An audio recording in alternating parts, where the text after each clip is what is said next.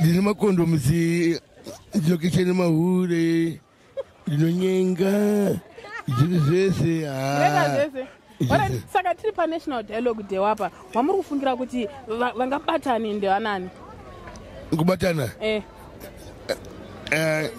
ndobatane